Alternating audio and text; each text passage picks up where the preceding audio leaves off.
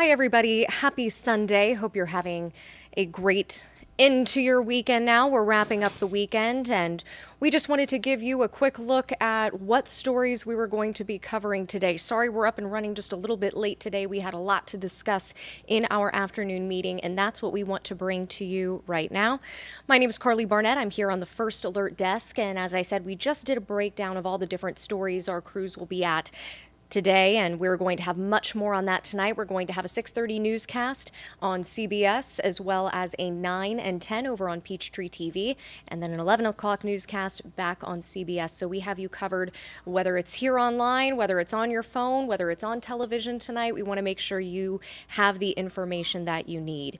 And that's why we just want to discuss a little bit of our process when it comes to the decision making for our stories. So very big news right now. This is what our reporter Asia Wilson is headed to right now. She is actually on her way to Alabama as we speak, and that's because of information we received today. 15 teenagers were treated for gunshot wounds at Dadeville's Lake Martin Community Hospital in Alabama after a shooting at a Sweet 16 party last night.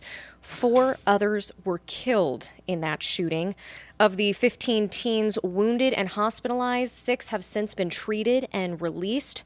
The remaining 9 wounded teenagers have been transferred to other medical facilities. 5 of the teens that are still hospitalized are considered in critical condition, 4 in stable condition. And this is still very much a developing story. We are still learning new details, and that is why reporter Asia Wilson is headed to Dadeville, Alabama. That's about 2 hours away from Atlanta, in order to attend a press conference and find out more information. So that is what she is headed to right now. She's going to be continuing to update us, and we will provide those updates to you on our website just as soon as we receive them. Something that one of our other reporters covering today, Yasmina Alston. We all know that the Dogwood Festival is here in town. This is, in fact, the 87th year of one of the longest-running fine arts festivals here in Atlanta. But with all of the fun and the food and the music, unfortunately, come traffic concerns. And that is what she is focusing on today, because as we know, it is the start of springtime here in Atlanta. We are just getting started when it comes to these festivals. We are just getting started when it comes to different spring and summer events. And she has spoken to some residents who say that it's difficult to get around, that they live near Piedmont Park. And of course, that's one of the reasons that they do. They want everybody to get out. They want everybody to enjoy and have a good time. But of course, it does create a little bit of a headache for those who live in the area and mitigating the concerns of traffic. Now, the organizers of the festival have previously said that they encourage people to use the MARTA in order to get there, and getting off at the Midtown station or the Fine Arts station and then walking just a few blocks down in order to help with some of that congestion. But again, of course, we welcome the Dogwood Festival and we love when we have these types of events. But Yasmina Alston is working on right now how they can help make it better for residents as well who live near that area. So that is something that she is going to be focusing on today. And hey, if you want to make it out to the Dogwood Festival, here's some good news, is that it's not over yet. You still have until about 6 p.m. So I guess another hour and a half from now if you want to head on out there. And even though it looks kind of cloudy, let's take a live look outside right now. Even though it looks kind of cloudy, it is still going to be a fairly nice evening. Don't let those clouds concern you. This is all according to meteorologist Cutter Martin. He's busy getting everything ready for the newscast, but he is going to have your full forecast later on. As you know, yesterday it looked like it was going to be a first alert day. It looked like we were going to have plenty of rain, but thankfully it seemed to hold off for much of us, except, maybe a few showers here and there, but definitely not a washout of a weekend. Now, something else taking place this weekend. This is actually video of last year's event. This was the Holocaust Remembrance Day ceremony. It's taking place here in Atlanta. People gathered this morning for the commemoration. It's the 58th year for the annual Community Day of Remembrance, and a Holocaust survivor who lives in Atlanta spoke there. Our reporter Bridget Spencer, she's going to have more on that tonight. She actually attended this, and she will be putting together this story, obviously very poignant, hearing from the memoir of this survivor. This is at the Greenwood Cemetery. It was designed by the late Atlanta architect Benjamin Hirsch, who was also a Holocaust survivor.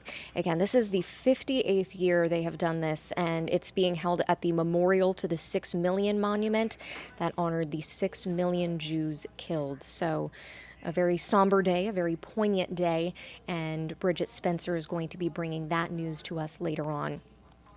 So I just want to recap some of the things that we are working on right now.